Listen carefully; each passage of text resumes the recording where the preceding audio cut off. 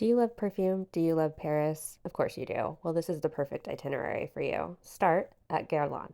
Their historic location is on the Champs-Élysées. You'll want everything. Bring a benefactor. Next, you're going to want to go to Caron.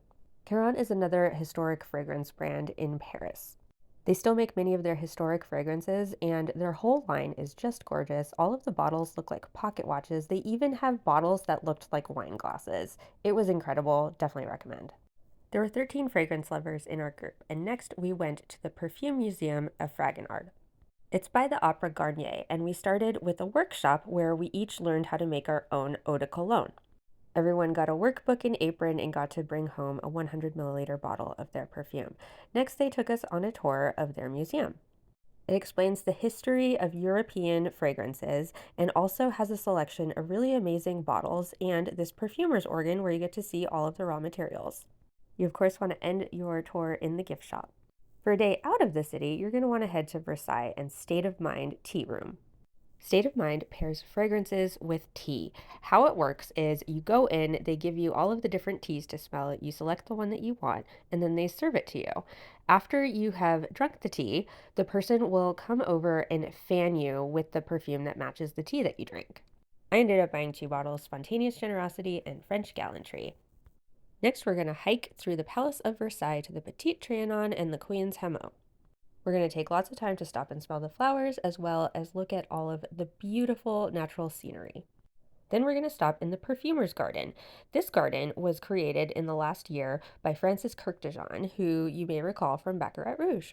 He's also the current creative director of Dior's Perfume division.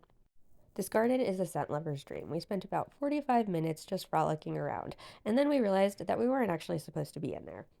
If you go, I definitely recommend hopping on a tour.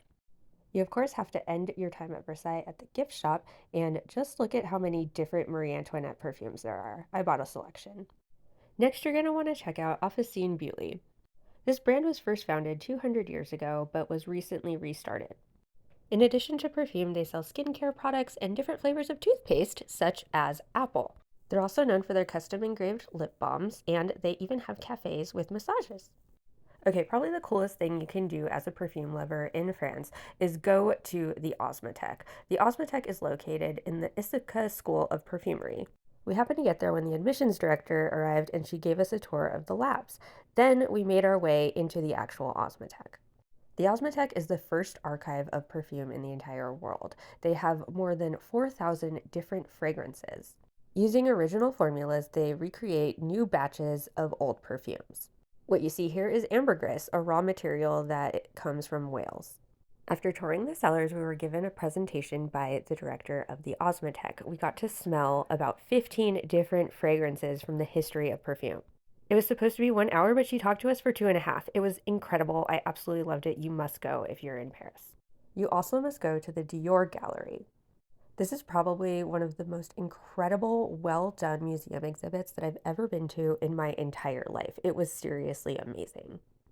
Not only do you get to see the stunning dresses, but they also have a really great selection of the different perfume bottles.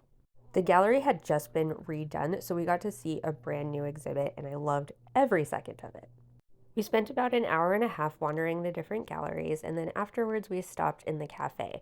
The cafe was incredible. Definitely make sure that you stop in for a bite to eat before you go. It was absolutely beautiful, and so was the gift shop, where you could purchase lots of different books that had all of the information about the exhibit. Another historic perfume brand is Coty. Coty has a pop-up right now in the Marais district until September. The flower sculptures hold perfume, and you put your nose up to the center of the flower to smell all of the different fragrances. Not only were they beautiful, but I loved this format. There are lots of niche perfume stores in Paris, but this is the one that you need to go to. It's Marie Antoinette, and it is in the Marais district.